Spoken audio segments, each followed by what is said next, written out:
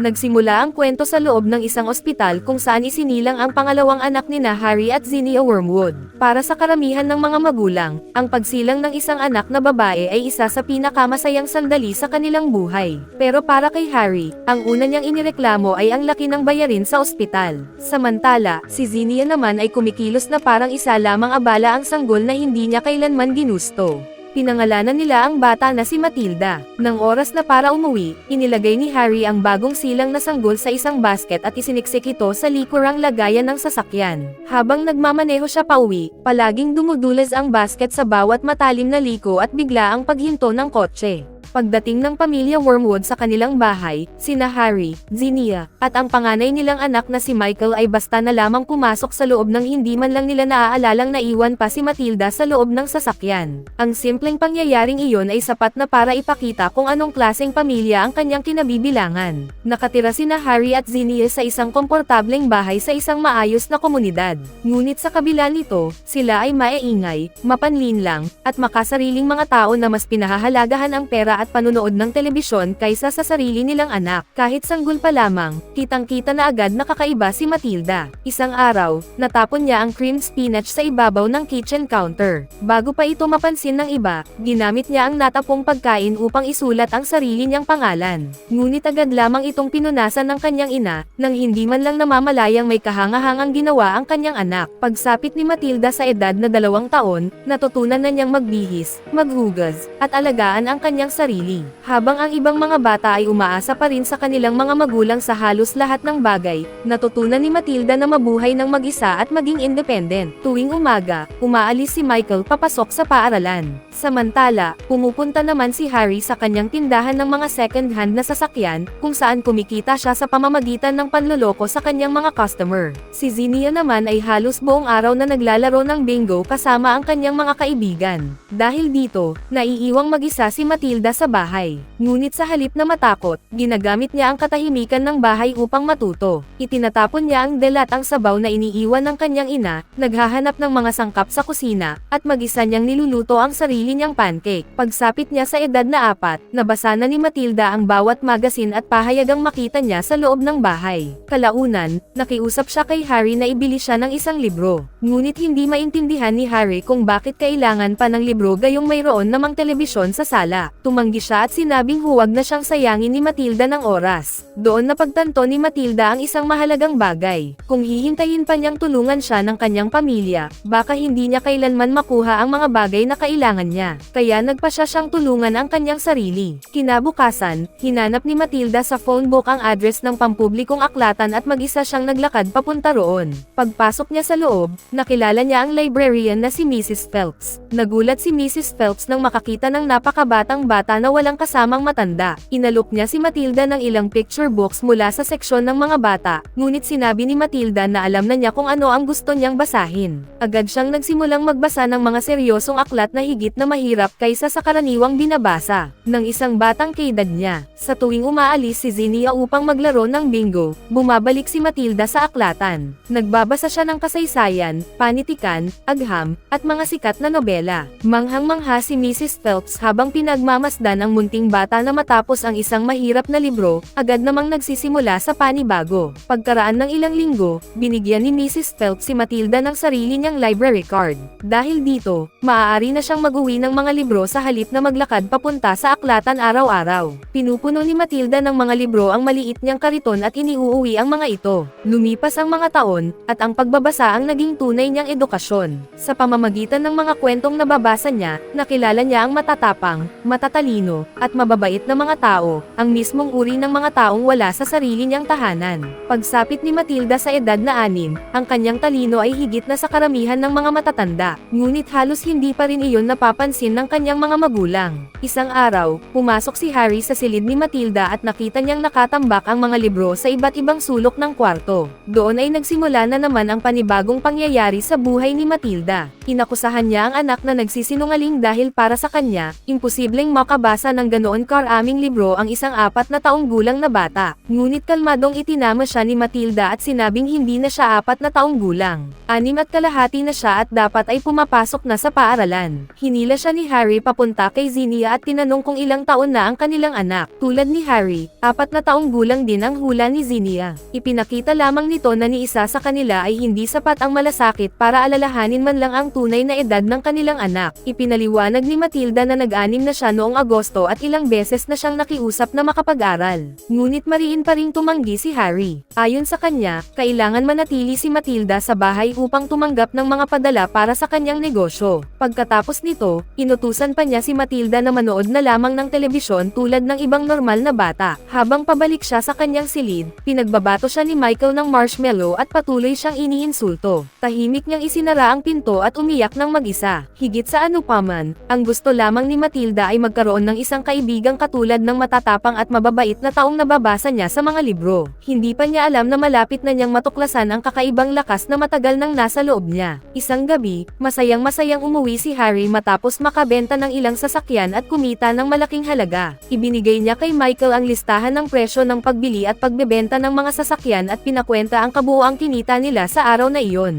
Pangarap kasi ni Harry na balang araw ay mamanahin ng kanyang anak ang negosyo, kahit hirap na hirap si Michael sa simpleng pagkukwenta. Tahimik lamang na nakikinig si Matilda mula sa kabilang bahagi ng silid. Sa loob lamang ng ilang segundo, nakuha niya agad ang tamang sagot sa kanyang isip. Nang suriin ni Harry ang resulta, natuklasan niyang tama ang sagot ni Matilda. Ngunit sa halip na matuwa, lalo pa siyang nagalit. Inakusahan niya ang anak na nandaya at sumilip sa kanyang papel, kahit iginiit ni Matilda na sa isip lamang niya ito kinuwenta. Ayaw tanggapin ni Harry na maaaring mas matalino pa sa kanya ang isang batang babae, kaya nagbanta siyang paparusahan ito dahil sa pagsisinungaling. Doon napagtanto ni Matilda na ang malulupit na matatanda ay madalas nagpaparusa sa mga bata nang hindi man lang sinusuri ang sarili nilang mga pagkakamali. Dahil dito, nagpa siya si Matilda na panahon na para makatikim din ng leksyon si Harry. Kinaumagahan, palihim siyang pumasok sa silid ng kanyang mga magulang. Tinapon niya ang hair tonic ni Harry at pinalitan ito ng matapang na pampakulay ng blondeng buhok ni Zinnia. Pagkagising ni Harry, walang kaalam-alam na ipinahid niya ito sa kanyang buhok habang naghahanda papasok sa trabaho. Habang inaayos ang sarili, sinabi pa niya kay Michael na nagtitiwala ang mga customer sa kanya dahil sa maayos niyang itsura. Pagkatapos noon, tumingin siya sa salamin at laking gulat nang makitang naging matingkad na blonde ang dati niyang maitim na buhok. Napasigaw si Harry at halos himatayan sa sobrang pagkabigla. Tahimik lamang na pinanood ni Matilda ang lahat mula sa pintuan habang pilit pinipigilan ang kanyang pagtawa. Makalipas ang ilang oras, isinama ni Harry sina Michael at Matilda sa Wormwood Motors upang turuan ang kanyang anak tungkol sa negosyo ng pamilya. Sa labas ng dealership, lihim namang minamanmanan ng mga ahente ng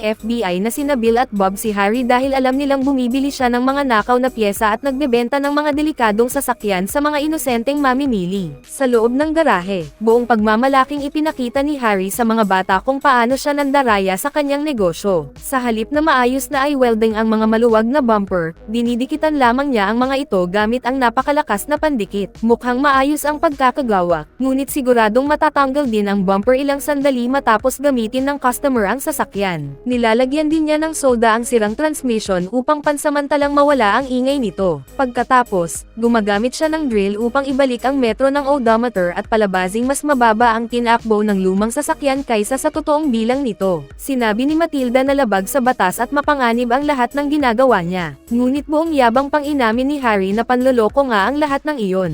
Ayon sa kanya, walang yumayaman sa pagiging tapat. Tinawag pa niyang bobo si Matilda at sinabing mas matalino siya dahil mas matanda, mas malaki ang pangangatawan, at kumikita ng mas maraming pera. Ngunit alam ni Matilda na wala sa mga iyon ang nagpapatunay na tama si Harry. Habang abala ito sa ibang bagay, palihim niyang nilagyan ng super glue ang loob ng sombrerong ginagamit ni Harry upang maitago ang kanyang blondeng buhok. Kalaunan, nagtungo ang buong pamilya sa isang restaurant upang ipagdiwang ang pagkapanalo ni Zinnia sa bingo. Habang kumakain sila, sinabihan ni Zinnia si Harry na tanggalin ang kanyang sombrero. Ngunit nang hilahin niya ito, napasigaw si Harry sa matinding sakit dahil dumikit na ito sa kanyang anit. Nauwi sa malaking eksena ang lahat. Habang mas lalo pang hinihila ni Zinnia ang sombrero, natambo si Harry, bumagsak ang mga mesa, at napatingin ang buong restaurant habang pinapahiya ng pamilya Wormwood ang kanilang mga sarili. Pag-uwi nila sa bahay, napilitan si Zinnia na putulin ang malaking bahagi ng sombrero, ngunit may mga piraso pa ring nakadikit sa ulo ni Harry. Nang gabing iyon, nakaupo ang buong pamilya sa harap ng telebisyon habang tahimik na nagbabasa si Matilda ng librong hiniram niya sa aklatan. Inutusan siya ni Harry na patayin patayin ang ilaw at manood ng telebisyon kasama nila, ngunit tumanggi si Matilda dahil gusto pa niyang tapusin ang kanyang binabasa. Dahil dito, nagalit ng husto si Harry. Inagaw niya ang librong galing sa aklatan, pinunit ito ng paisa-isa, at pinilit si Matilda na tumingin na lamang sa telebisyon. Ang librong iyon ay higit na mahalaga kay Matilda kaysa sa inaakala ni Harry, dahil mula iyon sa aklatan, ang tanging lugar kung saan siya tinatrato ng may paggalang.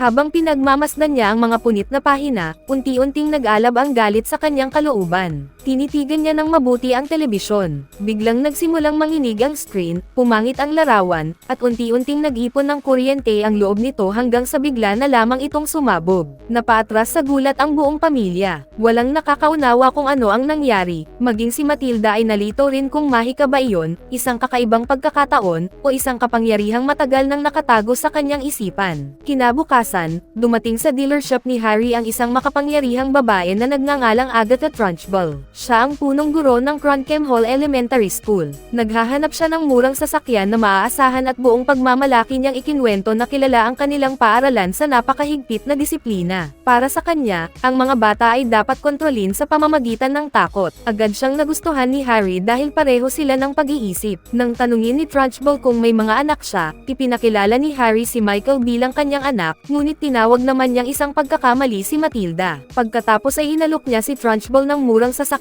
kapalit ng pagtanggap kay Matilda sa kanilang paaralan. Kaagad na nagkasundo ang dalawa. Nang sabihin ni Harry kay Matilda na sa wakas ay makakapasok na siya sa paaralan, labis ang kanyang tuwa kaya niyakap pa niya ang kanyang ama. Ngunit wala siyang ideya kung anong klaseng paaralan ang naghihintay sa kanya. Sa isip ni Matilda, isang magandang paaralan ang kanyang mapapasukan, napapalibutan ng mga bulaklak, malalawak na palaruan, at mababait na guro. Ngunit pagdating nila sa Crunchem Hall, kabaligtaran ang kanyang nakita. Ang buong lugar ay mukhang luma, malamig, sira-sira, at halos kahawig ng isang bilangguan. Gayunpaman, nang makita niya ang ibang batang kaedad niya, naisip niyang mas mabuti pa rin ang magkaroon ng paaralan kaysa manatiling walang pinag-aaralan. Maya-maya, lumabas si Agatha Trunchbull at agad na natahimik ang lahat ng estudyante. Hawak niya ang isang riding crop at isa-isang sinuri ang mga bata na parang isang mahigpit na komandante sa militar. Nagbibigay siya ng detention kahit sa pinakamaliit na pagkakamali at iniinsulto ang sino mang mukhang mahina. Nakilala ni Matilda ang dalawang estudyanteng sina Lavender at Hortensia, na agad nagbabala sa kanya na mas malala pa sa ordinaryong detention ang mga parusang ipinapataw ni Trunchbull. Ikinwento ni Hortensia na minsang kumain ng candy sa klase ang isang batang nasa second grade na si Julius Rotwinkle. Nang mahuli siya ni Trunchbull, basta na lamang niya itong dinampot at ibinato diretso sa bintana. Nakaligtas si Julius, ngunit muntik na siyang mamatay. Ikinwento rin nila ang tungkol sa Choki, isang makitid at madilim na aparador ng parusa na may matutulis na pako, basag na salamin, at matatalim na bakal sa loob.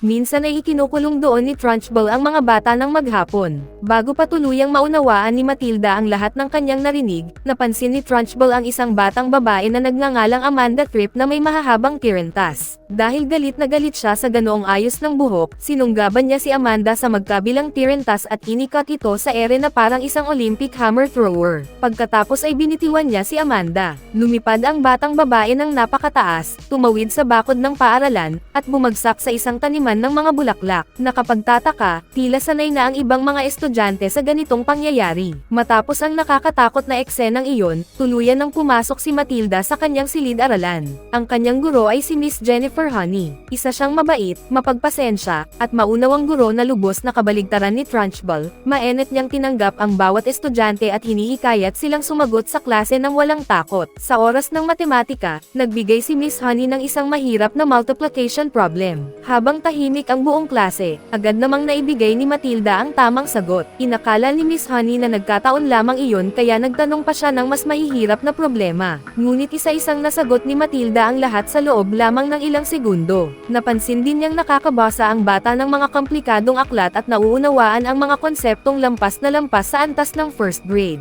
Doon napagtanto ni Miss Honey na ang kanyang estudyante ay isang tunay na batang henyo. Dahil dito, nagtungo siya sa opisina ni Trunchbull upang irekomendang ilipat si Matilda sa mas mataas na baitang. Ngunit ayaw maniwala ni Trunchbull sa kanyang sinasabi. Nauna na kasi siyang binalaan ni Harry na si Matilda ay isang sinungaling at pasaway na bata. Dahil dito, inakala ng punong guro na gumagamit lamang si Matilda ng mga panlilinlang upang ipahiya ang mga matatanda. bata. Nang patuloy siyang ipagtanggol ni Miss Honey, nagbanta pa si Trunchbull na ikukulong si Matilda sa Choky. Nang hapon ding iyon, masayang-masayang umuwi si Matilda upang ikwento kay Zinnia ang tungkol sa kanyang paaralan at sa napakabait niyang guro. Ngunit abala si Zinnia sa pakikipagkwentuhan sa telepono sa kanyang kaibigan kaya hindi man lang siya pinakinggan. Kinagabihan, may kumatok sa pintuan ng bahay ng pamilya Wormwood. Si Miss Honey pala iyon. Agad namang inakala ni Harry na may ginawang problema si Matilda. Bago pa makapagpaliwanag si Miss Honey, sinimulan na niyang sigawan ang kanyang anak at inutusang umalis ng silid.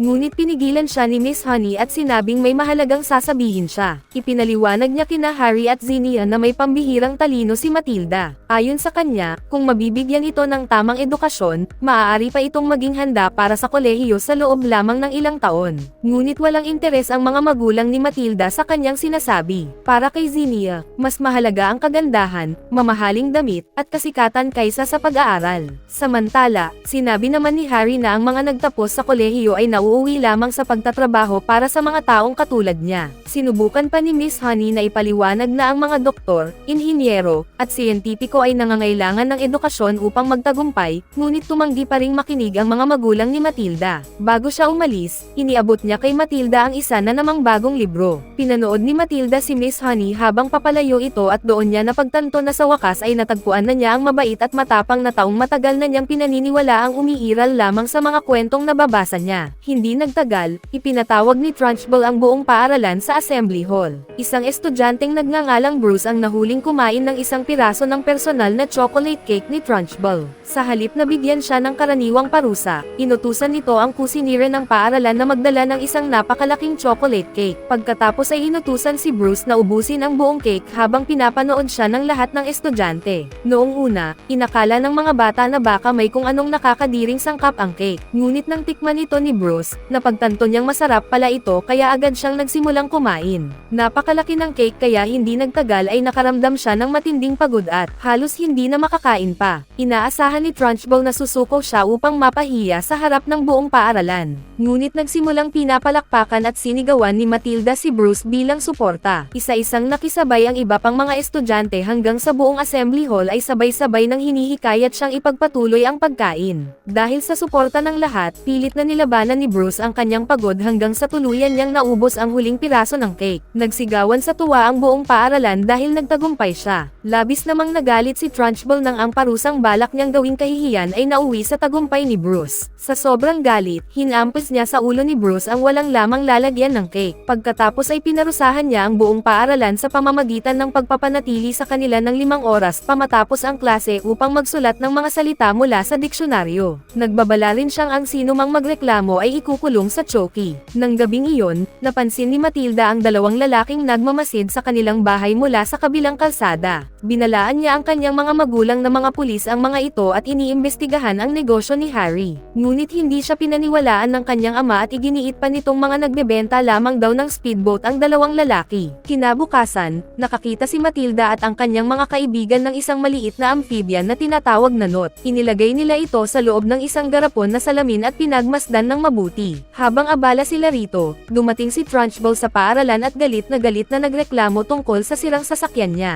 Dahil ang ama ni Matilda ang nagbenta ng sasakyan sa kanya, agad niyang sinunggaban si Matilda at ikinulong sa Choky bilang parusa. Makalipas ang ilang sandali, inutusan ni Miss Honey ang buong klase na takpan ang lahat ng dekorasyon sa silid dahil si Trunchbull mismo ang magtuturo sa kanila ngayong araw. Pagdating ni Trunchbull, palihim namang inilagay ni Lavender ang Knot sa maliit na garapon ng tubig na nasa ibabaw ng mesa. Napansin ni Miss Honey na wala si Matilda sa loob ng klase. Nang tanungin niya si Lavender, sinabi nitong nasa Choky ang bagong estudyante. Dahil dito, agad na umalis si Miss Honey upang palayain si Matilda at ibalik siya sa silid-aralan. Pagbalik nila, nagsalin si Trunchbull ng tubig mula sa garapon papunta sa isang baso. Hindi niya namalayang nahulog din ang Knot sa loob nito. Nang uminom siya ng tubig, napansin niyang nagtatawanan ang mga estudyante. Nagtaka siya kung ano ang dahilan ng kanilang pagtawa, hanggang sa makita niya ang Knot sa kanyang baso. Sa sobrang gulat, halos mapatalon siya. Agad niyang ibinintang kay Matilda ang nangyari. Iniisip niyang inilagay nito ang Knot sa kanyang inumin bilang ganti sa pagkakakulong sa Choky.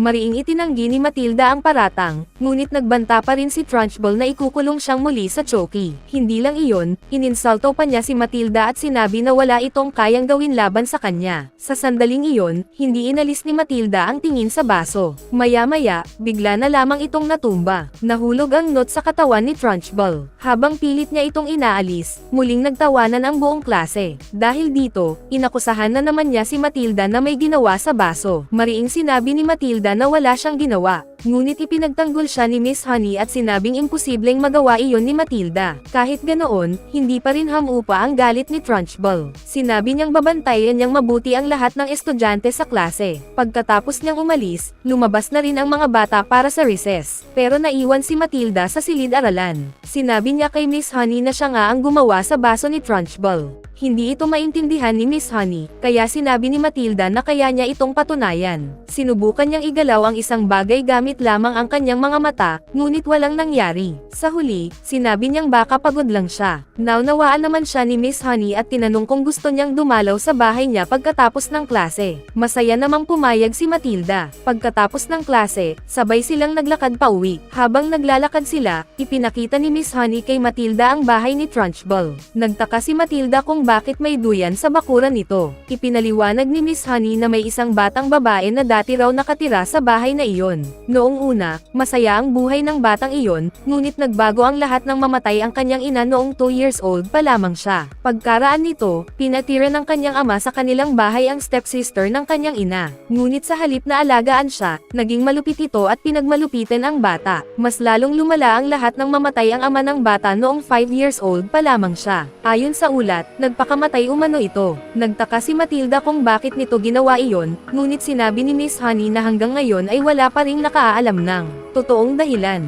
Ikinwento rin niya na kalaunan ay nakahanap ang batang babae ng isang maliit na kubo at inupahan ito mula sa isang magsasaka. Doon siya lumipat upang tuluyang makaalis sa bahay ng kanyang malupit na tiyahin. Pagkatapos, sinabi ni Miss Honey na gusto niyang may matutunan si Matilda mula sa kwentong iyon. Nagtaka naman si Matilda kung ano iyon. Ipinaliwanag ni Miss Honey na kahit hindi siya pinahahalagahan ng kanyang mga magulang ngayon, naniniwala siyang darating ang araw na magbabago rin ang lahat. Pagkatapos ng usapan nila, dinala ni Miss Honey si Matilda sa kanyang bahay, na isa palang maliit na kubo. Doon biglang napagtanto ni Matilda na ang kwento ay tungkol mismo kay Miss Honey, at ang tinutukoy niyang malupit na tiyahin ay walang iba kundi si Trunchbull. Kinumpirma ito ni Miss Honey. Pagkapasok nila sa loob ng kubo, sinabi niyang marami siyang naiwan na mahahalagang gamit sa bahay ni Trunchbull. Pagkatapos, inalok ni Miss Honey si Matilda ng isang baso ng gatas, at masaya naman itong pumayag. Nagtaka si Matilda kung ano ang mga gamit na tinutukoy niya. Ipinaliwanag ni Miss Honey na naroon pa rin ang mga litrato ng kanyang mga magulang, pati na rin ang magandang manika na regalo ng kanyang ina. Tinanong ni Matilda kung bakit hindi na lang niya kunin ang mga iyon. Sumagot si Miss Honey na ayaw niyang iwan ang mga bata sa paaralan na mag-isa kasama si Trunchbull. Makalipas ang ilang sandali, lumabas sila ng kubo at nakita nilang paalis na si Trunchbull mula sa kanyang bahay. Napansin din nilang may isang pusa malapit sa sasakyan nito, at tila takot na takot si Trunchbull dito. Hindi makapaniwala si Matilda sa nakita niya, ngunit ipinaliwanag ni Miss Honey na matindi ang takot ng kanyang tiyahin sa mga pusa dahil napakapamahiin nito. Ilang sandali pa, tuluyan nang umalis si Trunchbull.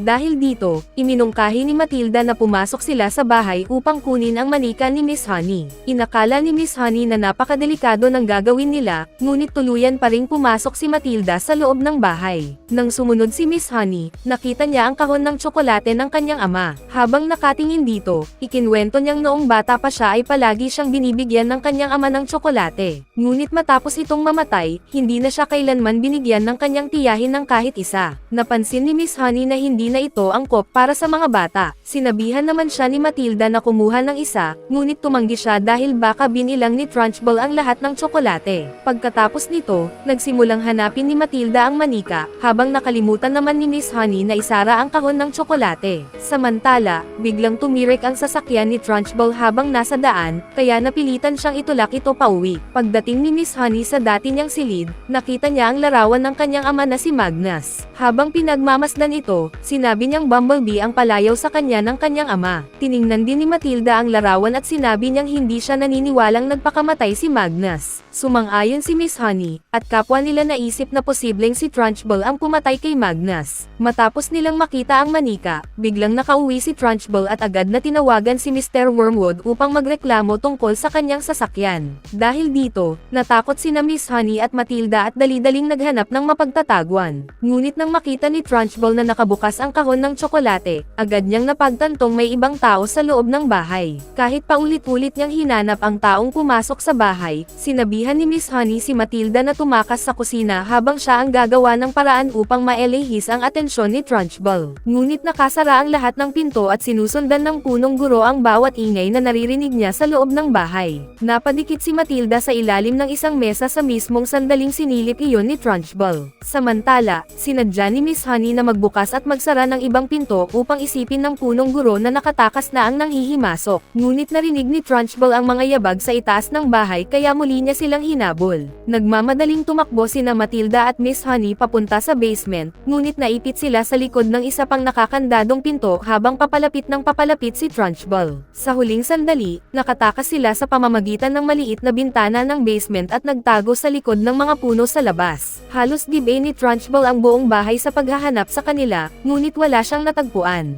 Pagkalabas nila, sinabi ni Matilda na maaari silang maghintay hanggang sa muling umalis si Trunchbull bago bumalik upang kunin ang manika. Hindi nagustuhan ni Miss Honey ang mungkahing iyon, ngunit sinabi ni Matilda na nagbibiro lamang siya. Pagkatapos nito, mahigpit siyang pinagsabihan ni Miss Honey na huwag nang pumasok muli sa bahay ni Trunchbull, at nangako naman si Matilda na hindi na niya ito uulitin. Nang gabing iyon, pagdating ni Matilda sa kanilang bahay, nakita niyang kinakausap ng mga ahente ng FBI ang kanyang ina. Ngunit iniisip pa rin ni Mrs. Wormwood na mga nagbebenta lamang sila ng speedboat. Sinabi ni Matilda na mga pulis ang mga ito, ngunit hindi pa rin siya pinaniwalaan ni Mrs. Wormwood. Biglang dumating si Mr. Wormwood sa bahay at nainas nang makita ang dalawang lalaki sa loob. Agad niya silang pinaalis. Pagkatapos nito, sinabi ni Matilda na mga pulis ang mga ito, ngunit hindi siya pinaniwalaan ng kanyang ama. Habang patuloy siyang sinisigawan ni Mr. Wormwood, napansin ni Matilda na tila unti-unting gumagana ang kanyang kakaibang kapangyarihan.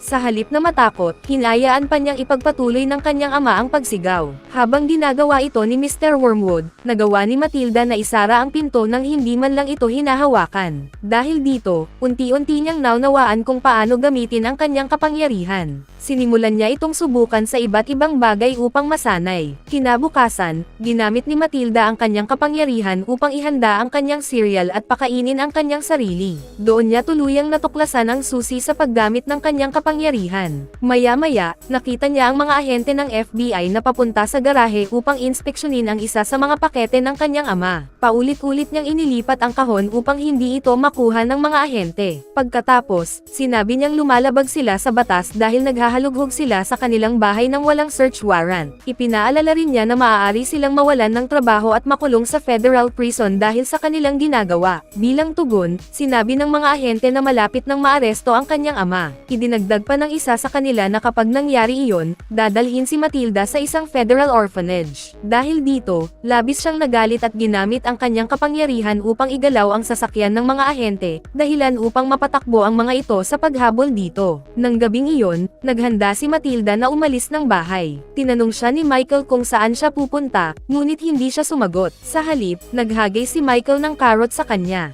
Ginamit ni Matilda ang kanyang kapangyarihan upang kontrolin ito sa ere bago ibinalik pabalik kay Michael. Labis itong ikinagulat ni Michael, ngunit tahimik lamang na umalis si Matilda. Pagkatapos, nagtungo siya sa bahay ni Trunchbull at umakyat sa bubong ng garahe na malapit sa dati nitong silid ni Miss Honey upang kunin ang manika. Nang mauila niya ito palapit sa kanya gamit ang kanyang kapangyarihan, bumaba siya mula sa bubong. Habang ginagawa iyon, nalaglag ang laso sa kanyang buhok. Bago siya umalis, palihim siyang kumuha ng 2 tsokolate mula sa kahon. Pagkatapos nito, sinimulan niyang takutin si Trunchbull sa pamamagitan ng pagpapamukhang pinagmumultuhan ang buong bahay. Hindi gaanong mahalaga ang kapangyarihang mayroon ka kaysa sa paraan ng paggamit mo rito. Pagkatapos, inihagis niya ang malaking larawan ni Trunchbull papunta sa fireplace at ipinalit dito ang larawan ni Magnus. Dahil dito, naniwala si Trunchbull na tunay ngang pinagmumultuhan ang kanyang bahay. Sa sobrang takot, dali-dali siyang tumakbo palabas, habang napatawa naman si Matilda bago tuluyang umalis. Ngunit bago tuluyang makaalis si Trunchbull sakay ng kanyang sasakyan, lumipad ang laso ni Matilda at dumikit sa pinto ng kotse. Dahil dito, napagtanto ni Trunchbull na isa sa mga estudyante estudyante sa kanyang paaralan ang may kagagawan ng lahat ng nangyari sa loob ng kanyang bahay. Kinabukasan sa paaralan, ipinakita ni Matilda kay Miss Honey ang manika at ang mga tsokolateng kinuha niya sa bahay ni Trunchbull. Tuwang-tuwa si Miss Honey nang makita ang mga ito. Ngunit ilang sandali pa, dumating si Trunchbull at sinabi niyang siya ang magtuturo sa klase ni Miss Honey sa araw na iyon.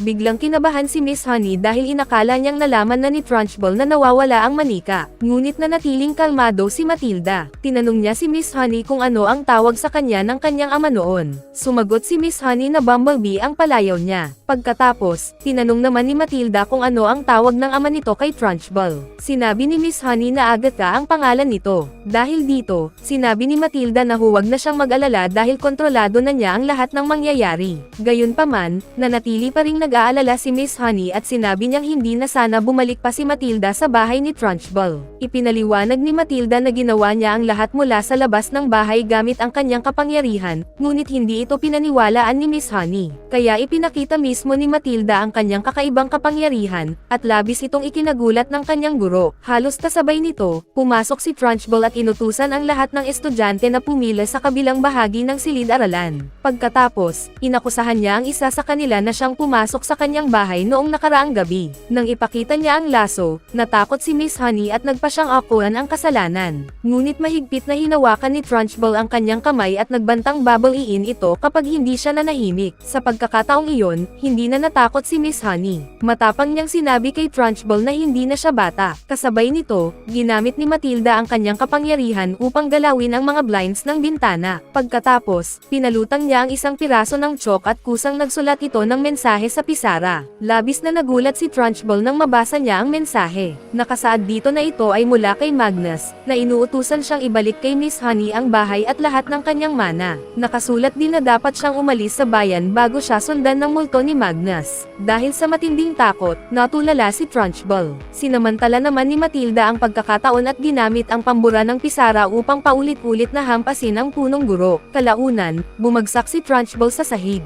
Ngunit pagkatayo niya, galit na galit niyang inihagis ang isa sa mga estudyante palabas ng bintana. Sa kabutihang palad, agad na ginamit ni Matilda ang kanyang kapangyarihan upang iligtas ang bata at palutangin itong pabalik sa loob ng silid-aralan. Labis ang pagkagulat ni Trunchbull sa kanyang nasaksihan. Nang mapunta siya sa ibabaw ng isang globo, pinaikot ito ni Matilda ng ilang ulit gamit ang kanyang kapangyarihan. Sa sobrang galit, muntik nang salakayin ni Trunchbull si Lavender. Ngunit muli siyang naunahan ni Matilda at pinalutang ang kanyang kaibigan hanggang sa makakapit ito sa isang bakal sa itaas. Dahil sa kanyang galit at pagkataranta, nabasag ni Trunchbull ang pinto at muli siyang bumagsak sa sahig. Sa pagkakataong ito, napuno na ang mga bata sa lahat ng paghihirap na dinanas nila. Kaya sabay-sabay silang gumanti at nagsimulang maghagis ng iba't ibang bagay kay Trunchbull. Makalipas ang ilang sandali, tuluyang tumakbo palabas ng gusali si Trunchbull at nakatakas. Pagkaraan ng ilang panahon, nabawi ni Miss Honey ang kanyang bahay at naging bagong punong guro ng Cronkem Hall. Isang araw, habang magkasalo silang kumakain ni Matilda sa bahay, dumating sina Mr. at Mrs. Wormwood upang sunduin ang kanilang anak. Sa pagkakataong iyon, nalaman nilang hinahanap na ng mga ahente ng FBI si Mr. Wormwood. Dahil dito, plano niyang lisanin ang bansa at lumipat sa Guam. Sinabi ni Matilda na ayaw niyang sumama dahil gusto niyang manatili kasama si Miss Honey. Inakala ng kanyang mga magulang na hindi naman siya gugustuhing alagaan ni Miss Honey, ngunit agad nitong sinabi na gusto niyang manatili si Matilda sa kanya. Pagkatapos, hiniling ni Matilda kay Miss Honey na ampunan siya. Sinabi naman ni Mr. Wormwood na wala na siyang oras para asikasuhin ang lahat ng legal na proseso. Ngunit sinabi ni Matilda na nakahanda na ang mga adoption papers sa loob ng kanyang school bag. Nang ilabas niya ang mga ito, labis na nagulat si Mrs. Wormwood at tinanong kung saan niya nakuha ang mga papeles. Ipinaliwanag ni Matilda na siya mismo ang gumawa ng mga ito matapos makakita ng halimbawa sa isang aklat na matagal na niyang hiniram sa library. Hindi makapaniwala si Mrs. Wormwood sa narinig, kaya tinanong niya ang kanyang asawa kung ano ang palagay nito. Ngunit bago pa ito makasagot, sinabi agad ni Michael na gusto niyang maging nag-iisang anak muli. Pagkatapos nito, tinanong ni Mr. Wormwood ang kanyang asawa kung ano ang dapat nilang gawin. Sumagot si Mrs. Wormwood na pipirmahan na lamang nila ang mga papeles. Dahil dito, kapwa nila nilagdaan ang adoption papers. Pagkatapos, dali-dali silang umalis ng bahay bago pa sila maabotan ng mga pulis. Masayang niyakap ni Matilda si Miss Honey dahil sa wakas ay mayroon ng taong tunay na nagmamalasakit sa kanya. Masaya rin si Miss Honey, at sabay silang pumasok sa bahay upang simulan ang bagong bago nilang buhay bilang mag-ina. Ipinanganak si Matilda sa isang pamilyang hindi nagmamahal at hindi nagpapahalaga sa kanya. Ngunit kalaunan, nakilala niya ang isang guro na si Miss Honey, na maraming pagkakatulad sa kanya. Habang mas lalo silang nagiging malapit sa isa't isa, natuklasan ni Matilda ang kanyang kakaibang kapangyarihan at ginamit niya ito upang tulungan si Miss Honey na maparusahan ang malupit nitong tiyahin. Sa huli, nabawi ni Miss Honey ang kanyang bahay at mana. At bago pa man mailabas ng bansa si Matilda ng kanyang mga magulang, nagpasya si Miss Honey na ampunan siya. Sa kwentong ito, ipinapakita na ang tunay na pagmamalasakit ay maaaring manggaling sa sinuman, at hindi lamang sa sarili mong pamilya. Ano sa tingin ninyo ang pelikulang ito? Ibahagi ang inyong opinyon sa comment section sa ibaba. Bago tayo magtapos ay isa-shoutout muna natin si Darth Nero, YT Mart Gamer, Joki Madamo, Jose Solo, Jun Ira Sangko, Aladdin Motolab, Adeng Mike Olete, Hyper Sotria from Tao Gama Phi Olongapo Chapter, Alvin from Antipolo, Meres Grande from Puerto Princess City Palawan, Regian Becodo from Singapore Region, at Tres Baguitos 203 Underground from Pateros. Mag-subscribe na kung hindi ka pa nakasubscribe, pindutin na rin ang notification bell at like button para sa marami pang movie recap katulad nito, at mag-iwan ng comment down below. And as always, thank you for watching.